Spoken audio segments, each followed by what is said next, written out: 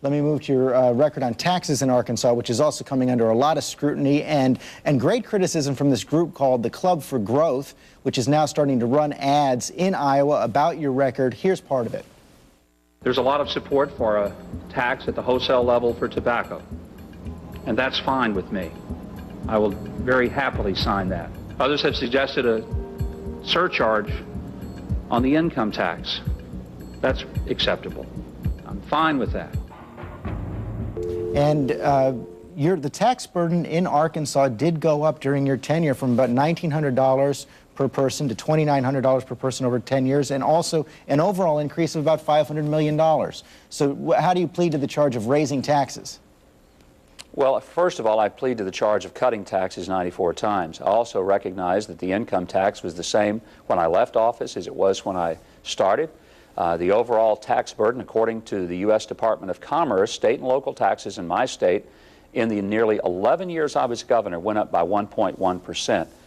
Now, the critics are going to point to that particular clip, George, and I always, first of all, say I'm more embarrassed by how I looked at that particular point than by what I said, because that was a put up or shut up moment as I spoke to the legislature. If you play that whole speech, what you would see is that the context was we were days away from a budget shutdown that would have closed the government in Arkansas.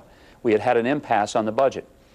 I was taking various positions of here's how we can fix this budget crisis, and every time I said this might work, there would be a press conference by some of the Democrat legislators who were saying, well, if that's what the governor wants, we're against it. So what I did was go to the legislature and I said, okay, you don't like any of my plans? Fine. Let's come up with yours. And I started listing what some of theirs were. And the context of that speech was, you want a surcharge? You want a sales tax?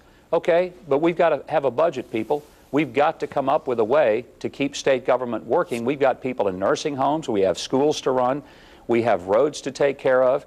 And we can't afford a complete meltdown of the government. If that's so the right, if you don't like my ideas, let's get yours out there. If that's the right thing to do as governor when you're facing a crisis, why wouldn't it be the right thing to do as president? Now, in this presidential campaign, you've signed a pledge saying you wouldn't raise taxes under any circumstances.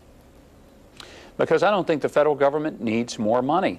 If you look at the spending issues that we have, it's pretty evident to me that we need some policy changes more than we need some tax changes at the federal level. So it's a different thing when you're running a state government and you have to balance your budget. You have to make sure that you're living within the means. And the second thing is you're constantly barraged by federal programs pushed down your throat.